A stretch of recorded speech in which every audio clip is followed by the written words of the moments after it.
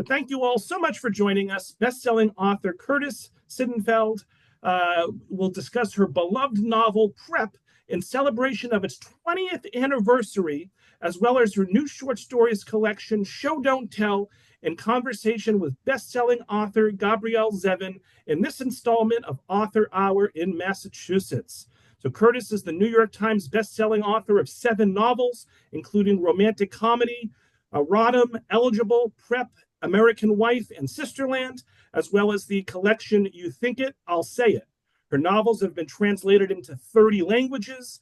In addition, her short stories have appeared in The New Yorker, The Washington Post Magazine, Esquire, and the Best American Short Stories, for which she has also been the guest editor. And her nonfiction has appeared in The New York Times, The Atlantic, Time, and Vanity Fair, and on public radio's This American Life. And let me introduce our moderator. So Gabrielle Zevin's most recent novel, Tomorrow and Tomorrow and Tomorrow, spent over a year on the New York Times bestsellers list and was chosen a Best Book of the Year by more than 25 publications, including The Atlantic, The Washington Post, Entertainment Weekly, Time, The New York Times, Slate, The Hollywood Reporter, and Oprah Daily. In 2024, Tomorrow was named to the New York Times list of the 100 best books of the 21st century. Gabrielle is the author of several critically acclaimed and best-selling novels, including The Storied Life of A.J. Furky, Young Jane Young, The Hole We're In, and Elsewhere. And her books have been translated into over 40 languages, and she lives in L.A. So I apologize for any mispronunciations there. And all nearly 200 of us who are watching live and the many more that will watch the recording, let's give a big virtual round of applause to Curtis and Gabrielle for joining us here tonight. And Gabrielle, you can take it away. Thanks so much. Thank you, Robert. And you did great with all the pronunciations. Do you agree? Yeah. Very good job there. So is this the end of the tour for you, by the way? Yes, this is like the grand finale. The grand finale. So how did the tour go? Is it different than any of the other tours you went on? I mean, I feel like it's always different, right? And you never know what to attribute to what, because it's like there's the topic of your book, there's the cultural moment, there's even like the title and the cover, and but it was so I will say that I had like a writer friend, like I was saying like, oh, I think it went really well and I feel really lucky, and a writer friend was saying like, oh, because your publisher is like supporting a story collection, and I was like, well, yes, but actually I feel lucky that like I flew to Toronto and my plane didn't flip over and I didn't get sick. Like it's like there's Yeah. like the bar is a little lower for why one might feel lucky in 2020. Did you tour for Prep? Like I didn't tour until I think my third novel, and I don't know if you toured for Prep much. So I know I love that we're gonna go back to 2005 right away. We're gonna go way back in time. It's gonna be like a time machine event. Yeah. I went to a few like I think that I sort of so Prep was a surprise bestseller. I think no one was more surprised than my publisher. Like there was probably something in me that was like, well, and again, we can talk about this, that like maybe every like I think that I had the movie version of publication that everyone expects maybe. And then yeah, so anyway, so I had a sort of modest, like a few cities, and then it got expanded upon after it became a surprise bestseller. Yeah, I mean, I think we all have that in our head. Mine was always like the one from Little Women, where in fact Joe's novel arrives to her without her even having like interacted with anyone. It just shows up like bound in a paper. It's like the manuscript is just there. And that was kind of how like ridiculous I was about publishing at that time. I wanted to say like it's cool that we're doing Author Hour in Massachusetts when literally neither of us are in Massachusetts at this moment. But we both have set fiction, we definitely have. And it's an honor to be virtually in Massachusetts, back home in Massachusetts. But the funniest thing is, and this is leading somewhere. Last week, I Googled our event to figure out like when it was and like where it was.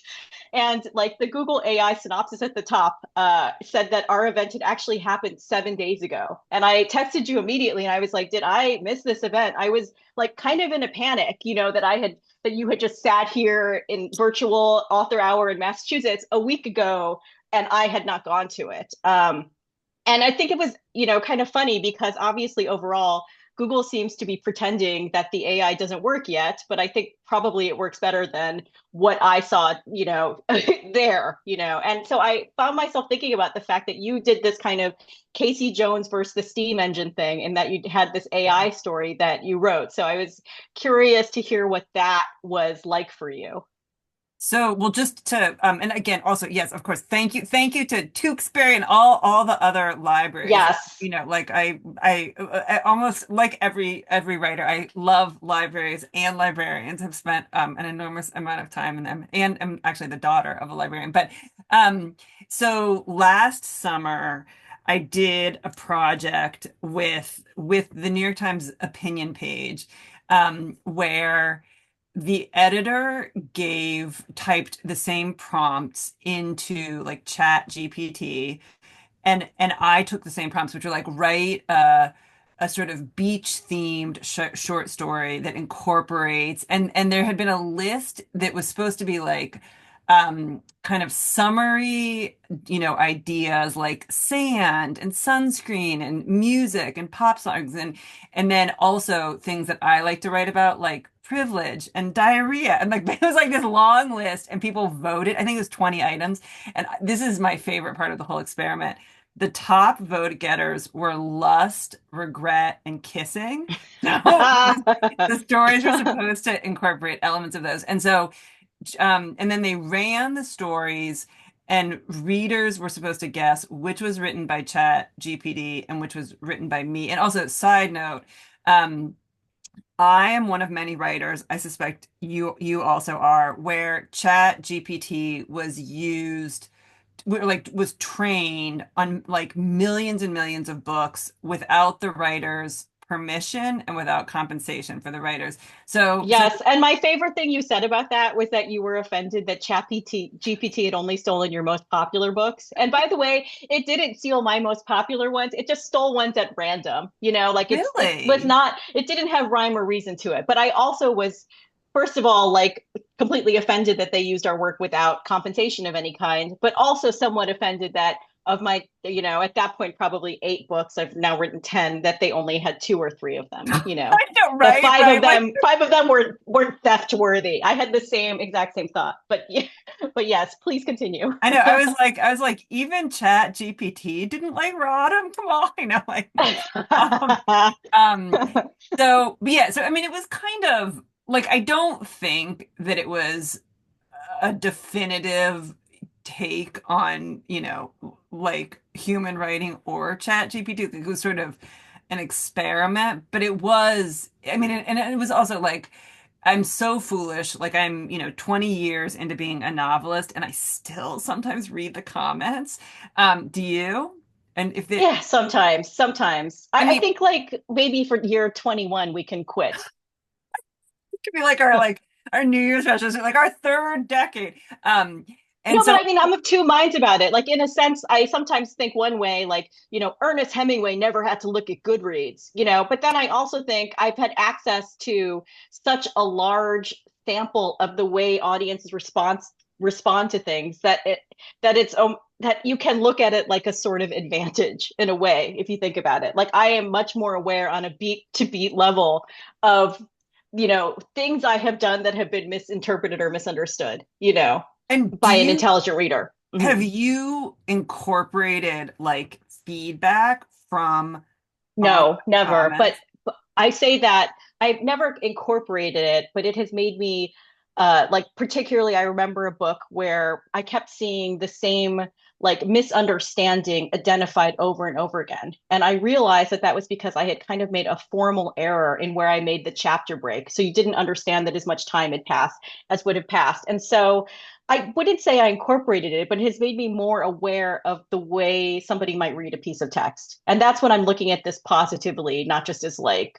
how have I wasted so much of my life reading the comments, But okay, I also feel like one of many reasons that someone becomes a writer is because they're curious. So it's like you Yeah. just turn that. I mean, there are people like when I'm like, oh, I read the comments. Like, of course, I read almost all reviews. Mm. Although I love when a negative review is behind a paywall, and it's like Yeah. it's inaccessible Yeah. to me and almost everyone else. But It uh, doesn't count. yeah, It doesn't but count this is there. Yeah. all a long way of saying some of the comments for the AI story and my story were like, these are both horrible. Or they'd be like, Yeah, Mr. yeah, yeah. Sittenfeld doesn't know how to write. Like, I mean, I read through both the stories again, and one of the things I noted as different is that the AI story seems like it was written by someone that never had a body. And all of your work is deeply written by somebody that had a body, by which I mean the AI story lacks convincing sensual details like sweat or farts or what a song sounds like. I say farts because they do appear in your work sometimes. I'm not planning to address that, but I think it's the first time in an event in 20 years, Curtis, that I've ever said the word fart. I'm So, so honored. um, Maybe this is the beginning too. This is like in your 20 year right. 21. It's a reboot for us. I was going to say that my favorite line in the AI story, which is, it's that like at one point it says something like she describes flip flops and like she's looking at this man wearing flip flops and she says they're kind of carefree, which makes no sense as a thing to say about flip flops at all. I don't think this person knows about it's just this kind of small things that seem like again it was not quite human, Yeah. but yeah, so you feel like that AI had never heard a song, had never really knew what it was. Like they blushed because they had read it somewhere, but they had never actually blushed themselves. But yes, we have to get on to actually prep. It's already 4:14, like the pressure of it. So this 414 in will, LA. In LA. right. Oh, It's I'm sorry. That's right. I was it's being very 6:14 narcissistic in about time. Minnesota. Yeah. Yes. So, and in Massachusetts, it's 7:14. So now we squared that away. We squared time. So that's I feel good about that. So I think it's known now, and I've heard somebody else has actually mentioned to me that you are my literary nemesis.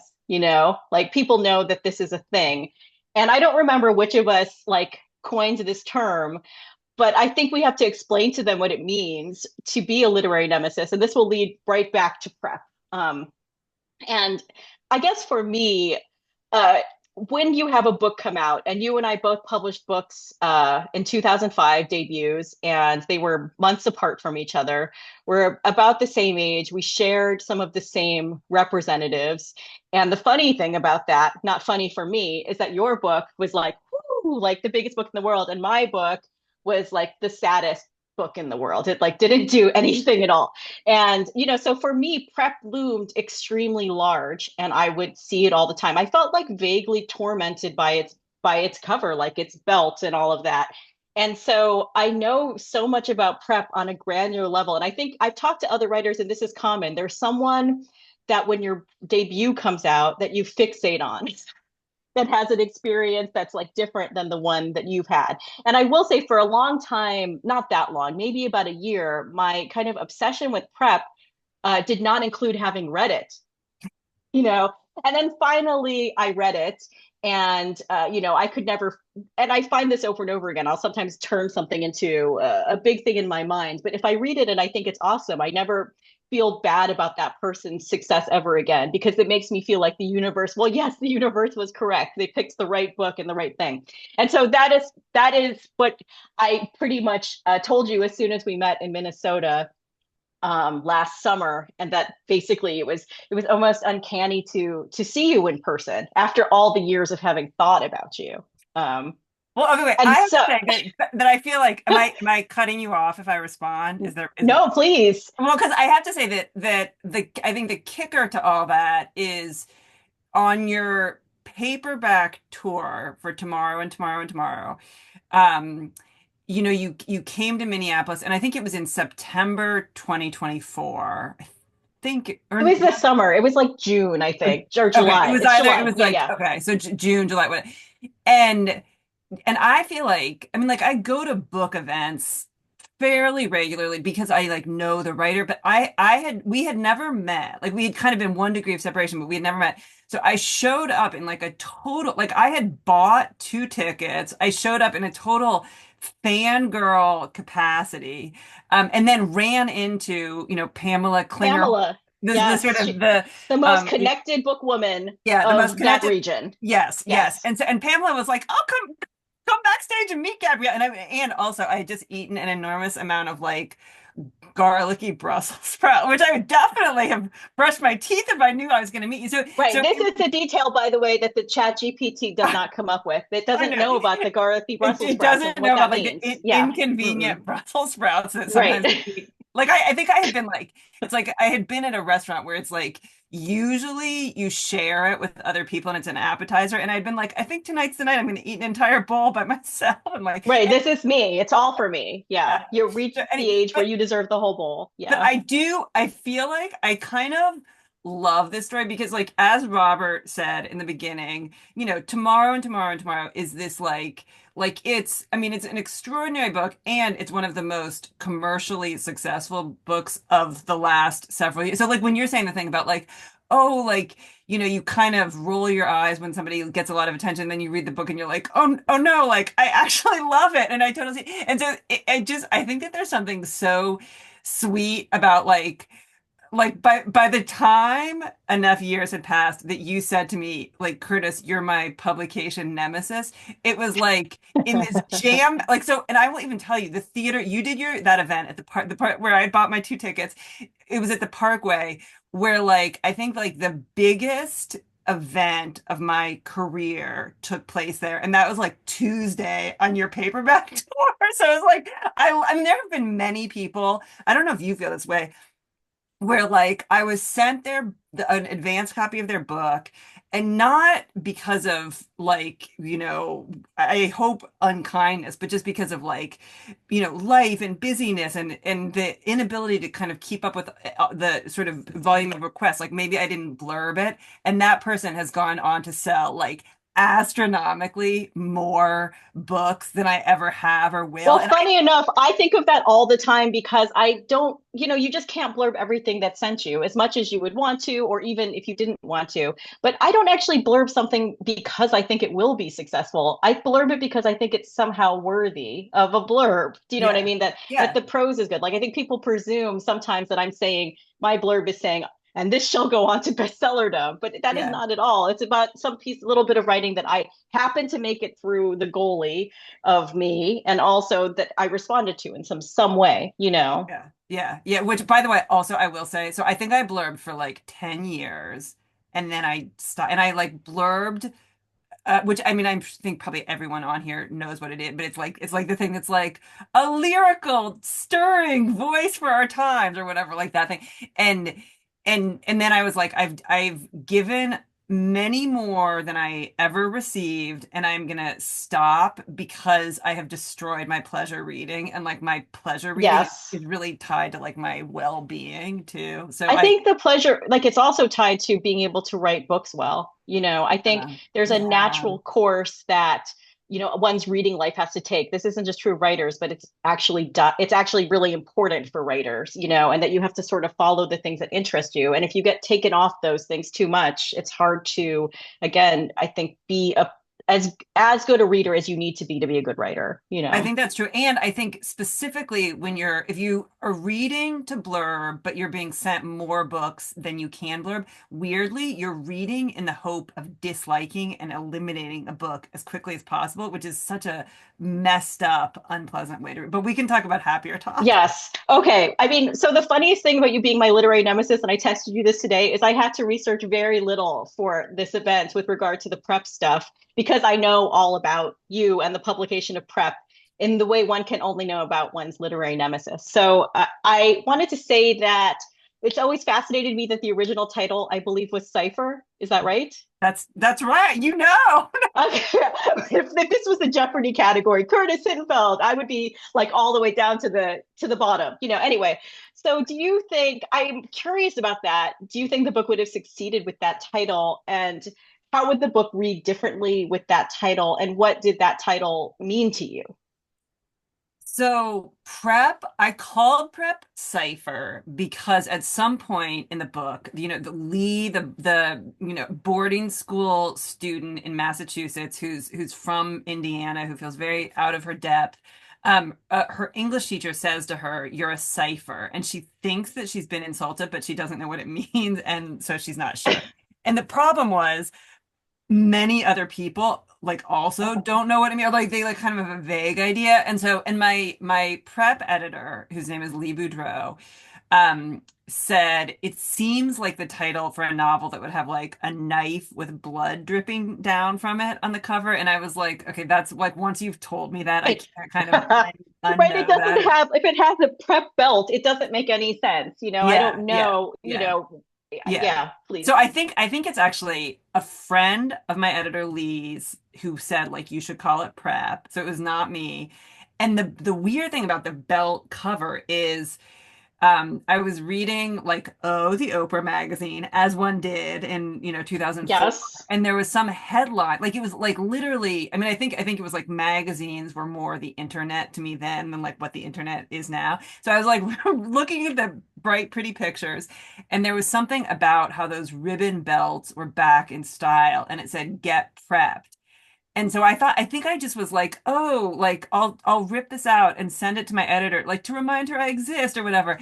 And the next thing I knew, her assistant was like, oh, so we've made a cover with like your suggestion. And I was like, what do you think? Like it was literally a misunderstanding. And but there's so many things about so also a little tidbit about prep. Um, that's like true and misleading is my agent then was named Shauna Kelly. She's lovely. And She right, she was my foreign rights agent. Oh right. So we Right. actually shared her, Yes. but not for, but Yeah. yes. Yeah. So she submitted it to 14 out of 15 publishers. Or sorry, she submitted to 15 and 14 turned it down. And so like people would be like, "How did you choose to go with Random House?" And I would kind of be like, "Well, like it wasn't a difficult choice." And but of course I feel like like, oh my God, like here, this is like I'm like, this is the title it was meant to have. This is the cover it was meant to have. Like I was met, and I'm with Random House. I have a longer relationship with Random House than like, most humans I know. Like it's now been, I signed my first contract 22 years ago with them. So I feel extraordinarily lucky. It's interesting. And I was reading the article that you wrote in The Atlantic about a year after the book's success because you sent it to me, but you sent it to me on the heels of something I was saying. It wasn't like you were like, here, prep with this. But anyway, just to say that in that article, you mentioned that you had a like kind of mid to low five-figure advance for prep. And I had the same on my first novel as well. And I was wondering if you think that people can still have a success like preps off of a five-figure advance these days, or if our careers are unique to being published, 20 years ago. Well, okay. I mean, I don't know because I do feel like every year I think there are books that get like the full support of their publishing house and then don't land the way the publisher hopes they will. And then I think Yes. there are books that like have the enthusiasm of some people, but they do not have the full support, and they actually do become enormously popular. Sometimes I think, like I'm not on Book Talk. Are you on Book Talk or TikTok at all? I am not. No, no. So I kind of think that maybe Book Talk can take a book that doesn't have a super high profile. But again, this is like I'm like the last like what I Yes. know about TikTok, about Book Talk and TikTok is like what I read in like the New York Times about, like it's not from firsthand experience. Yeah, I mean, I feel like again, it seems to me like that yes, there are that kind of thing where you're relying on maybe some other kind of social media situation to make a book explode in that way. But I feel like in terms of publishing today, it seems like the books that get the most of the support, even debuts, like there's no sort of room to grow, I think, from a like like a lower advance, and then, they publish it and it does well or it doesn't do well. And, I don't know if there's that kind of career. It seems to me more that there's more pressure for people to kind of hit out of the gate, which of course you did. But I think more like it's unusual I think even in 2005, it was somewhat unusual for a book to have been purchased at such a modest price to then just receive as much like support, and for people to really think that this was going to be significant in that way. Although maybe it was different in 2005. Like there's a funny thing in your article about how, they call you up to tell you that you're going to get a full colored advanced review edition. Is that right? What ARE stands for? Yeah. Yeah. Advanced reader edition. Let's say that. Right. It's because back then it wasn't common. Like, and it was the same for me. Like you could tell that a book was a big deal when they put like all the art on the arc, basically. If they didn't do that, then they were, their expectations were more modest. But I feel like now pretty much everything that has a galley or an arc is full colored and has the art on the front. It's just a different time in a way. Well, there's also, I feel like there's now a trend toward when I get books that are coming out that are just, I mean, which are known in publishing as sort of big mouth copies, right? Yes. If I get a big mouth copy now, it's almost very often the padded envelope will be decorated like the book cover itself. Because I think it's almost saying like, it's like, Curtis, we know that you're really disorganized about opening your mail, so we're going to make this really enticing and whatever, and which it actually sometimes I mean, it's obviously like also both of us are readers. Like it's an incredible privilege to receive, books that are coming out that other people like they don't sort of exist in the world yet. And I also am a disorganized person. So anyway, so you appreciate the decorated envelope. Yeah. I mean, you had said something about how so much of publishing is sort of these kind of signs that people make for other people, these kind of gestures that people do that are performative in a way, that signal to readers or reviewers or whoever that this book is going to be important. I feel like the decorated puffy envelope is one of those things now, so here's as silly as that kind of thing is. Did you feel with Tomorrow and Tomorrow and Tomorrow, were you like, oh, this is going to be a crazily successful book?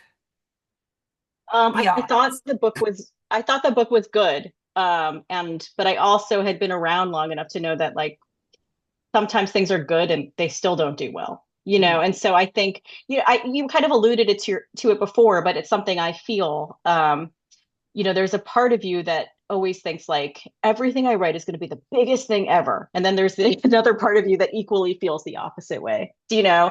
And so I think I had both of those parts of me well developed at that point. I feel like we are already running out of time. I haven't even got into the short story collection or anything, but something that was interesting to me about prep were some of the, like, just the reviews of that time, so Alyssa Chappell's, I don't know if I'm saying that right, review in the New York Times, which which is kind of like mixed positive, I guess you would call it, which of course often happens in the New York Times. Like, I think sometimes if a book is really going to last, the review will have some equivocation in it, or something. But I was kind of, because I recently did an introduction to Cloud Atlas, and, Tom Bissell, who I really like, just kind of like really trashes that book, and 20 years later, there it is, that kind of thing. But wait, did he review Tomorrow and Tomorrow and Tomorrow for the New York Times, or no? Tom Bissell did review Tomorrow and Tomorrow and Tomorrow. Yeah.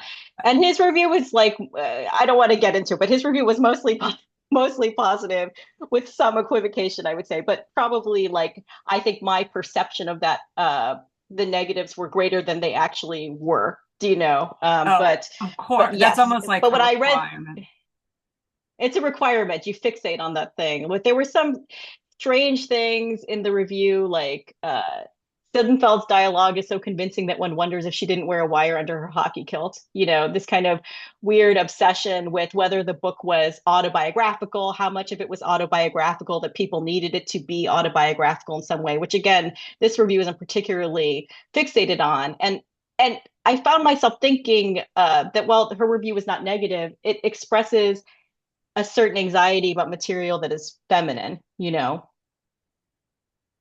Wait, so I mean, I think it's funny. I feel like there is this obsession, there is like a kind of cultural obsession with almost like if something, if there's a memoir, I think people will often want to be like, it's made up. And if it's a novel, they'll often want to be like, it's true. And I don't know what that is in readers that sort of like, w wants that or has that impulse, but I think it does. And I mean, the way that I felt.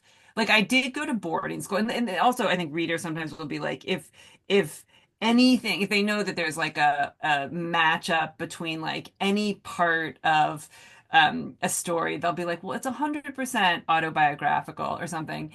And I feel like that, like I was sort of matter of fact, or like I'm sure it was in like promotional material or like articles that I had gone to boarding school. But I feel like if I had ever tried to pass off prep as a memoir, it would be, I mean, it would be like a sham. Like it would, I mean, it's a very, there's like, it's not the story of my experience, even though details are borrowed from like the campus of the boarding school I went to.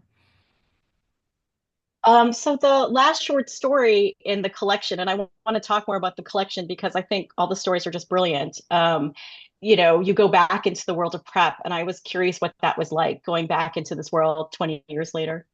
So at one point I had thought, I'm not sure how many years ago this was. I don't know if it was like, well, okay, so weirdly, almost like even before I finished prep, I was kind of like, I could write a sequel where like the protagonist is a teacher at a boarding school, and I too had been a teacher at a boarding school. And I was like, it'd be an interesting flip. And one time I told my current editor, or my editor of like 12 or 13 years, is named Jennifer Hershey, and I said to her, I'm saying this, so it doesn't seem like my prep editor. I'm saying it not saying this to like have anyone come after her, but I was like, I might have an entire novel sequel to prep inside me. And she basically said, I don't think you should write that because I think people have such a special relationship with prep Mm. and such a special place in their heart for it that like there are a lot of ways that they might not love the sequel. Like I'm paraphrasing, and I think she was right. Like I think that rarely are people like, and the sequel was even better. So I kind of was like, yeah, maybe not. And then, but I had there was I had a moment of thinking like maybe I have an idea for like a lost chapter of prep. Like when Lee was a student, this is something that happened. And then I kind of thought, oh, wouldn't it be interesting if it was actually, there were two timelines, and one is Lee when she's a teenager, and then one is like as it ended up, she's going back for her 30th reunion. So she's like pushing 50, which of course I thought that I considered being a teenager interesting, but being middle-aged is so interesting. And I was like, this allowed me to like blend the two. Yes, I mean, I feel like it just is, as a reader, it's interesting to go back to these characters and experiencing them again. And so I want to talk a little bit about the collection, which, again, do you think it has a theme that kind of links all of the stories in some way? I mean, I think I would say maybe middle age, or I mean, like when I'm kind of joking, like if somebody says, "What's the story collection about?" and I say, like grouchy liberal Midwestern women, but also you could say middle age, like, so yeah, I feel like those are that it's sort of like friendship, marriage, you know, parenthood, getting older, and I think there's other sort of like side themes, like there's definitely celebrity, artistic ambition. I don't would you agree with that? I mean, I feel like a lot of them had something with tech and Mm. sometimes with time, you know. Yeah, for But I sure. think the ones that like I actually thought the collection was again pretty much universally strong. So I don't, but we only have so much time, so I'll only talk about a couple of them. But I was really fascinated with Giraffe and Flamingo because it's sort of fixated on these non-story anecdotes we share with each other, and the story keeps turning on itself. And I was wondering if you would talk a little bit about that story. I found it really moving. Thank you. Um, well, a funny thing is that do you know the podcast Heavyweight? I do. Yeah. Okay. So Yeah. Yeah. Totally. the host of that, Jonathan Goldstein, um, lives in Minneapolis where I live, and I'm, delighted to call him a friend. And he participated, like he was the Gabrielle in my book launch for Show Don't Tell in Minneapolis. And he's I love Heavyweight. I think he's like an amazing storyteller. And he said that like he was like about that story. He said it's such an interesting way of like almost like telling little tidbits to other people that don't reach the level of a full story is a form of intimacy, because almost like we break out our best material for people that we like don't know as well, or maybe you're trying to impress. But then if you live with someone and you interact with them, you can be like almost like I was walking down the street and like I thought I saw this person from my past, but I didn't. Like that's not a story, or like, this thing happened to me. And I think that the in Giraffe and Flamingo, there's like a middle-aged woman who's kind of thinking about the things her mother told her that like don't rise to the level of stories, but she remembers. And then she also kind of does the same thing with her children. And then there also is like some kind of big thing that happened to her that's that's very bodily in college, that she kind of thinks she'll never tell anyone, and then she's sort of surprised to find that she does. So I feel like that Yes. I don't yeah.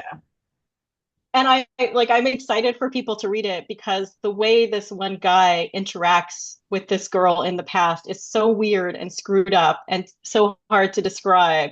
Like I've never read It, anything it like might that, make and you yet it say the felt word very, fart again in a book event it if might, you which I try hope to not to describe. do too many times. The Hug is also such a fascinating story. I read it just after reading George Saunders' A Swim in the Pond in the Rain. Have you read this book? No, I should, right? Well, he kind of goes through anyway.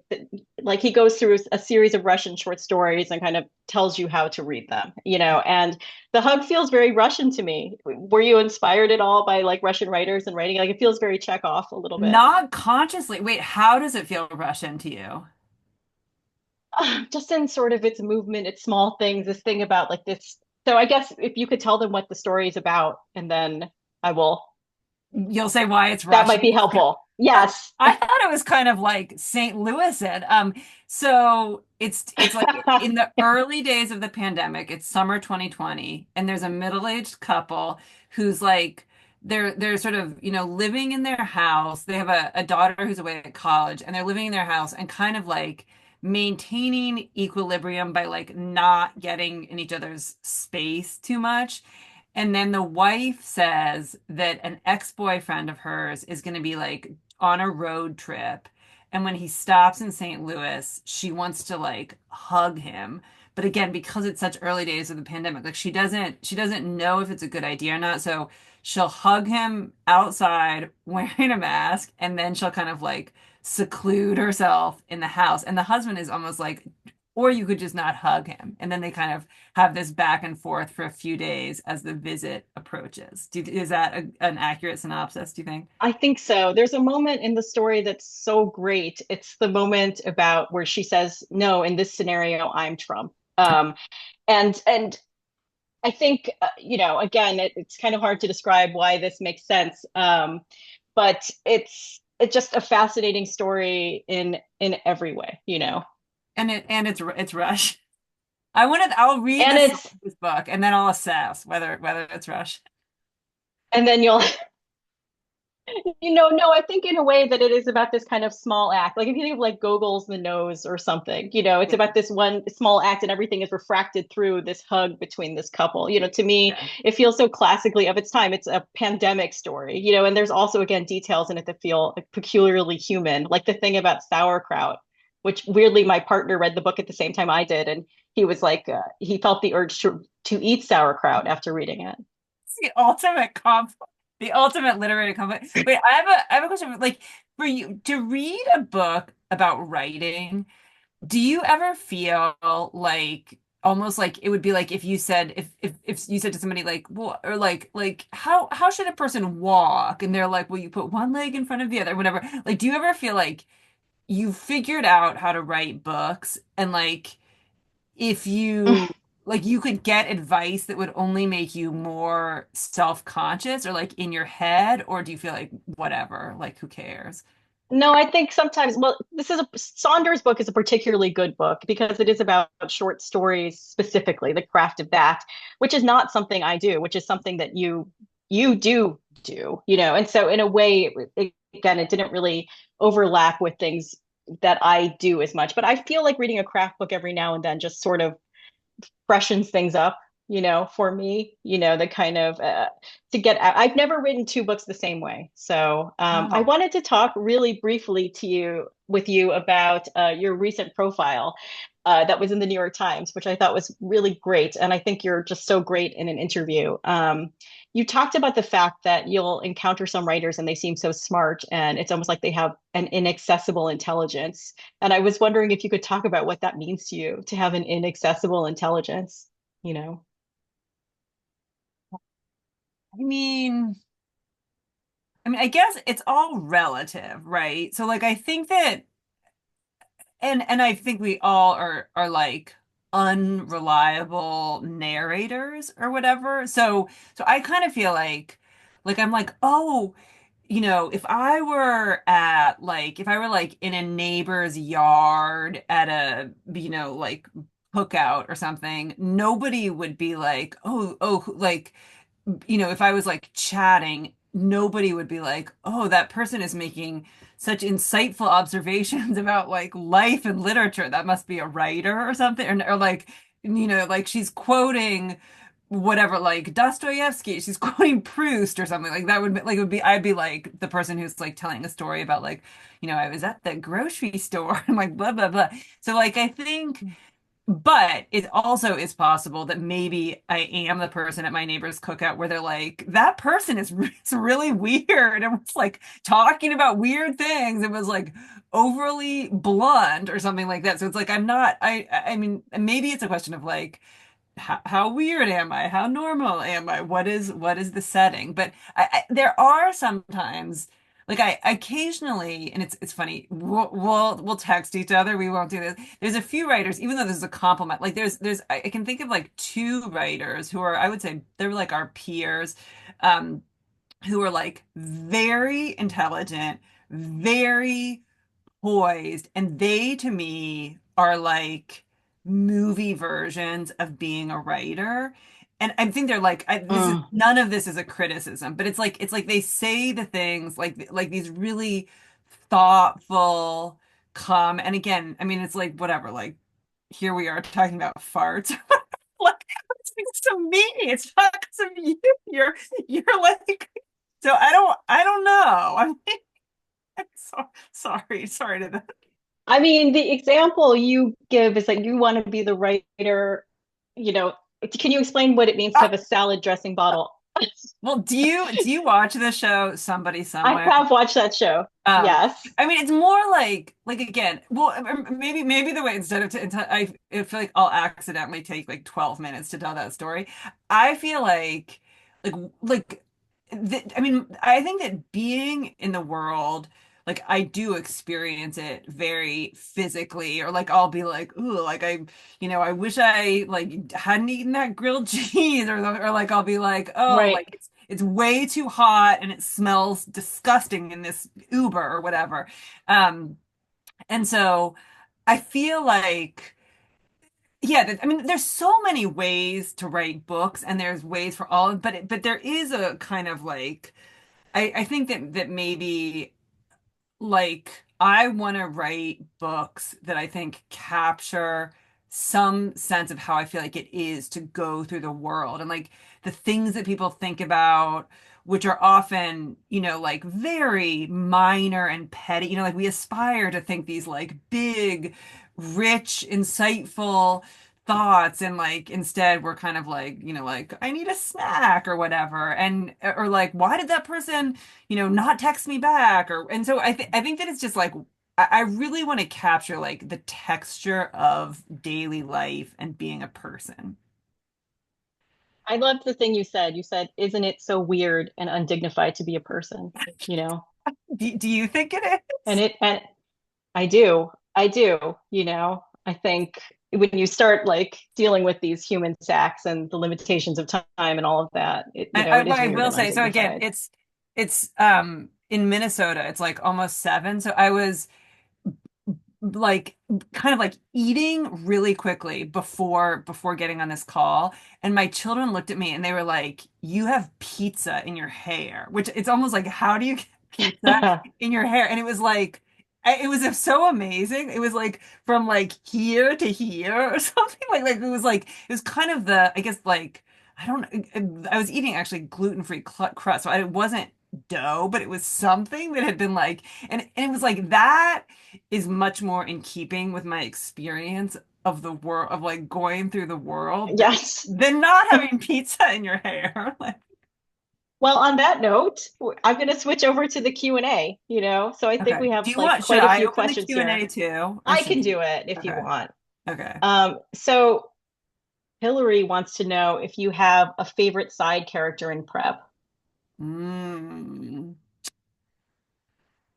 Well, it's funny. I will say that in going back to Lee's reunion, I kind of felt like I had to let the story tell itself. Like I couldn't be like, like the love interest is Cross Sugarman, and he does make an appearance, but in some ways, like, almost like the most provocative version would have been like they see each other 30 years later, there's still sexual tension or whatever, and that just didn't feel true to what the story should be. So I mean, I kind of like that in the story there's a person that as a teenager Lee gave very little thought to and would never have considered being romantically interested in, and now is like captivated by. So like I feel like maybe I won't say who, but I think that person might be my favorite side character.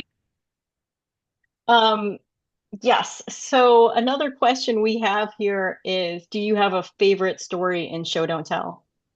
Oh. Well, it's funny. Should I admit this? I have a least favorite story.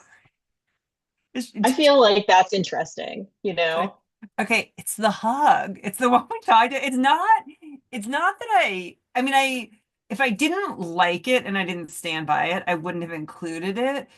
But I think it makes me feel a little almost like grouchy to read it or something. Why is Um, that? well, because it's like, I guess it's kind of like unpleasant characters or characters.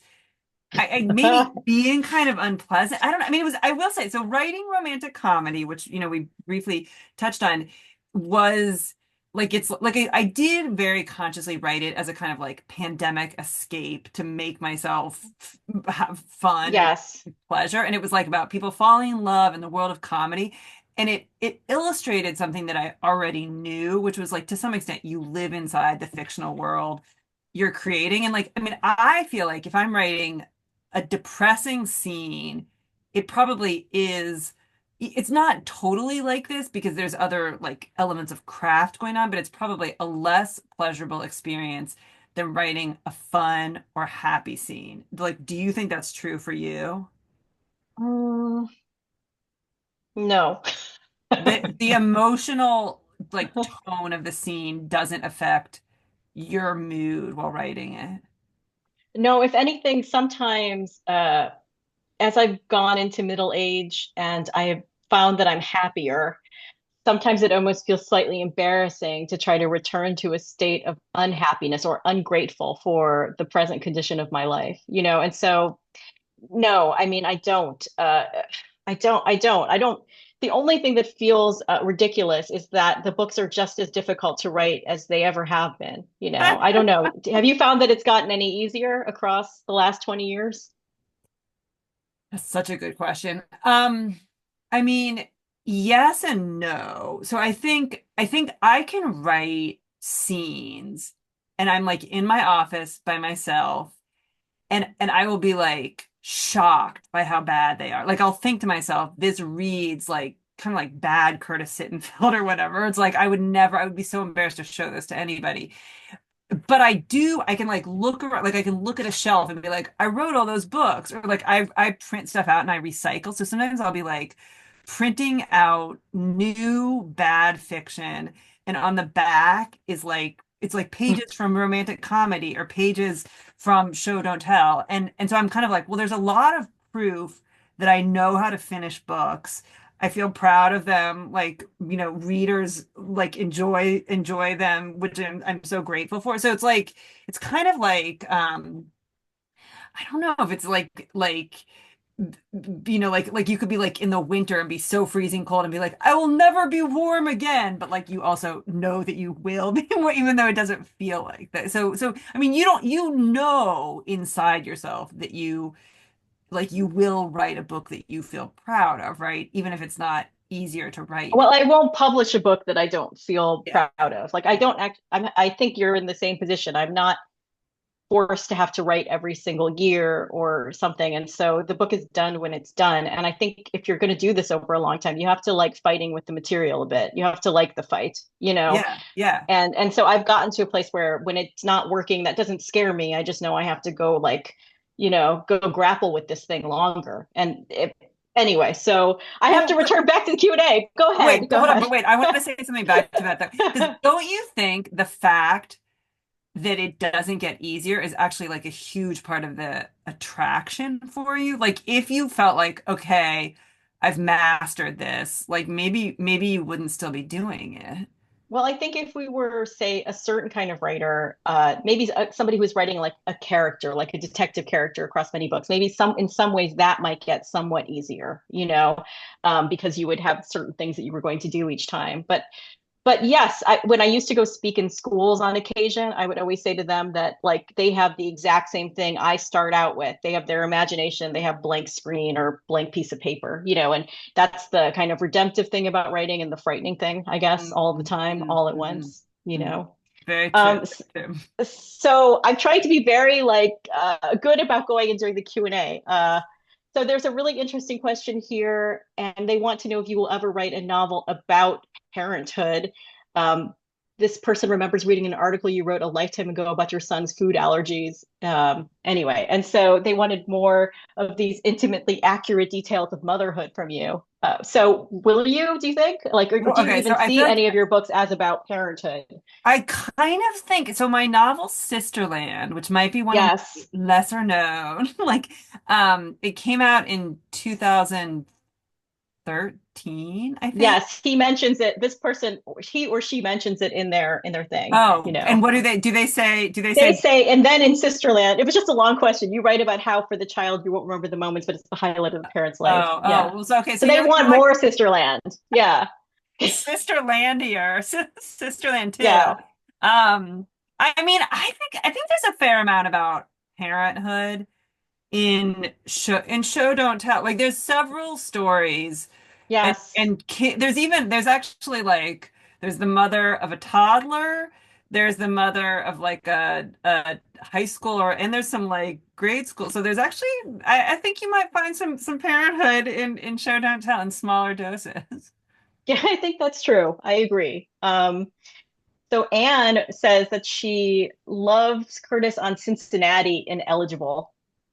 Eligible. And other thoughts. And she wanted to know if you had any thoughts on Vance making Cincinnati his home. Meaning JD Vance.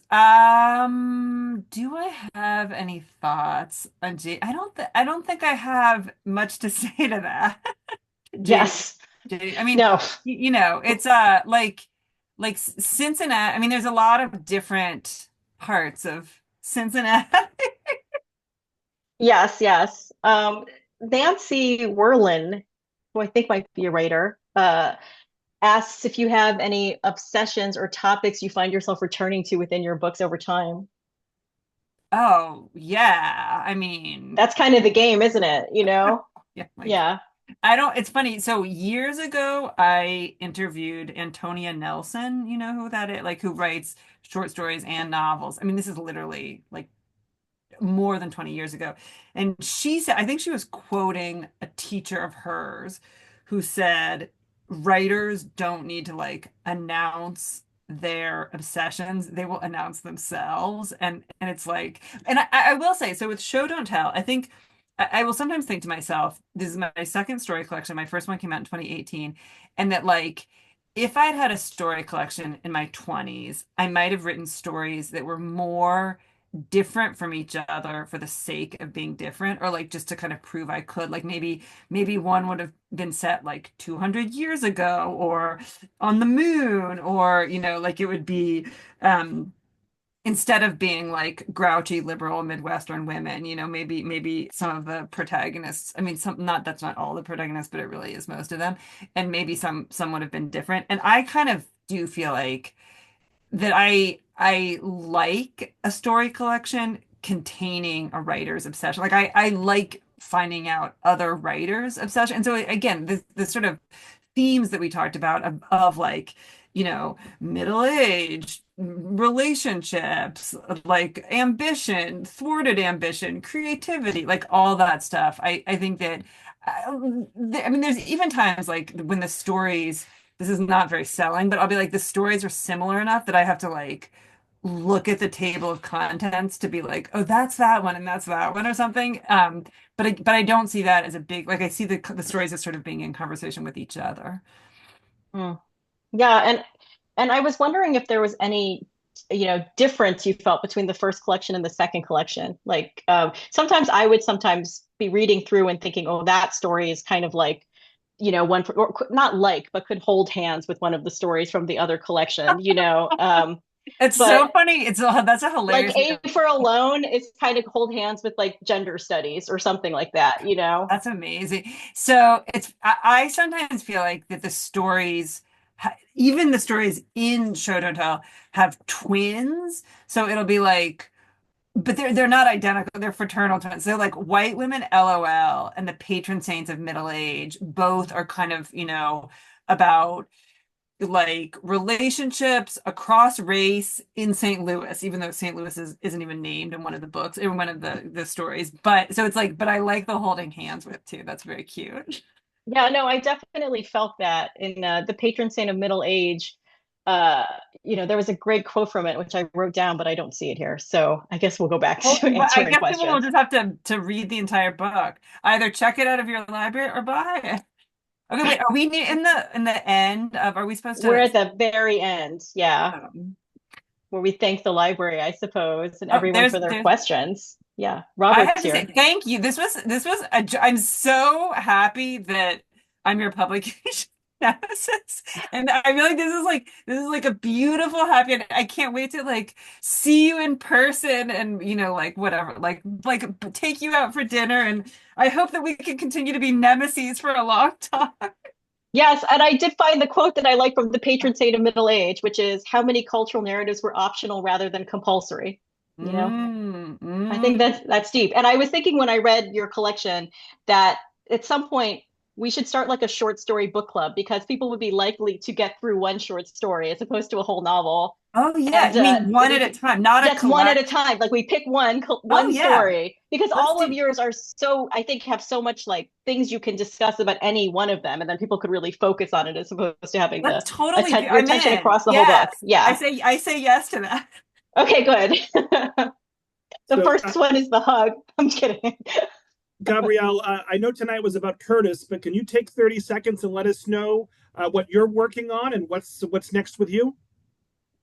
Um, yes, I'm working on another novel, and I never really talk about work in progress because I've found that once you start talking about a book, you kind of start promoting it. But I am working on something,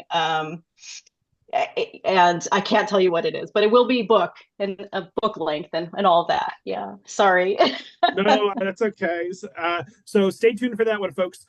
Folks, let's give Gabrielle and Curtis a big virtual round of applause for a wonderful conversation. For those watching live, please take the feedback survey when you exit the Zoom and look for the recording and the follow-up email later tonight. Thank you, Curtis. Thank you, Gabrielle. Wonderful conversation. I hope you both enjoy the rest of your evenings. Bye-bye. Bye. Thank you.